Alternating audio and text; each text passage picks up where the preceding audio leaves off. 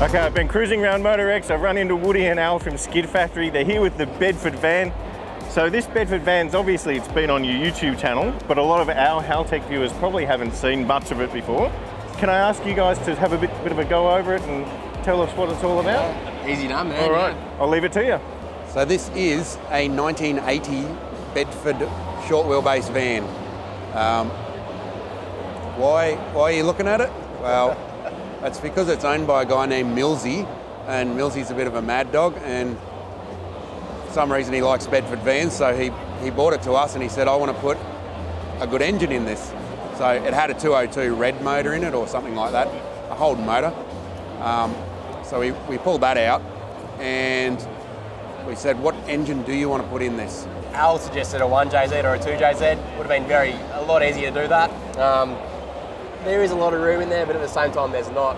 Somehow someone put the word Barra into his head and we ended up with an FGX motor, so the latest model Barra that was made. Still with the ZF 6-speed behind it. There's a hell of a lot of work in this car. What else would you put in a Bedford van but a FGX Barra engine and a ZF 6-speed? Physically fitting the motor in there was a bit of a challenge. We started with the 202, we got it out, we laid it out onto the ground and did some measurements. So yeah, everything about the Barra was much bigger than the 202 that was in it. So we ended up pushing the engine right back. It's virtually mid-engine now, so it's like a Formula One car. And everything didn't fit, let's just say that. But we made it fit, it's in there. As you do.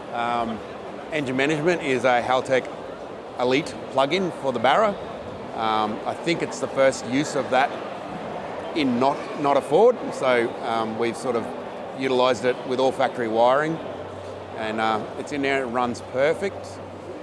Scotty Hilsinger had a little play with it and got it running sweet. The ZF is a massive transmission, it's a huge nugget of a thing. We made it work. The floor's actually been cut out considerably wide, so the way these things got the dog box covering the motor, you cut the floor further to the side and a lot further back. So if you're in the passenger seat, there's actually not too much legroom because you've got this massive box next to you. The custom inlet manifold, which our mate Matt made for us, we couldn't fit any BA or FG, none of those manifolds would work, nothing off the shelf would work. So it's actually got the BA runners that come down, and it's been, usually they come up and around, it's been cut off and a lower plenum being welded on there. I think there is plans for some kind of drag challenge or something in the future.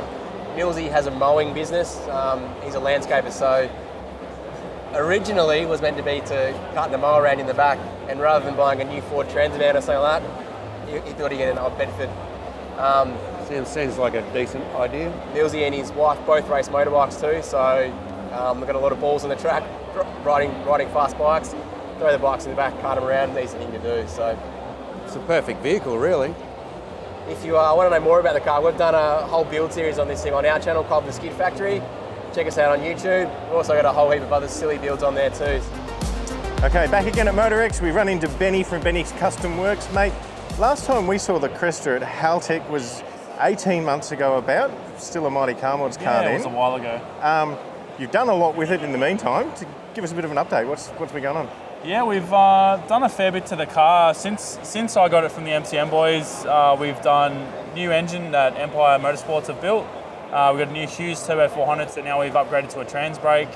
We've also got a Reed transmission case on that now, so it meets all the tech certification for the car.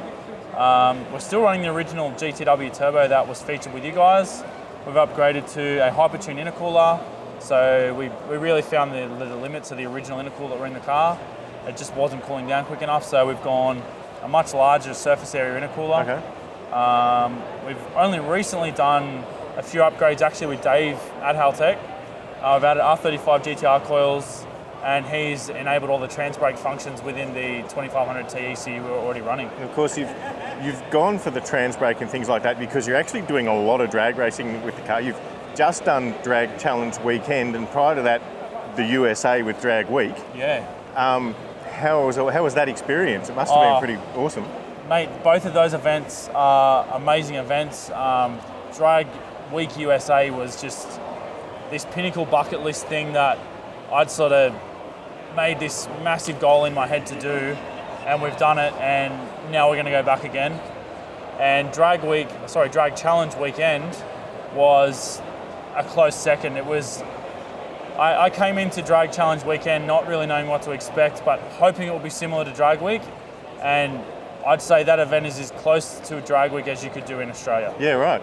Obviously slightly shorter distance, but they also do the Drag Challenge Week event. Yep. So I'm pretty keen to try and get my teeth into that at some point as well. And you've been running really good times with the car, like really, really fast, low nines? We've gone 9:01. Yeah, wow.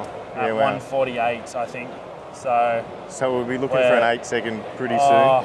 soon. It's killing me at the moment. I've been chasing that 8 for about a month now. Yep.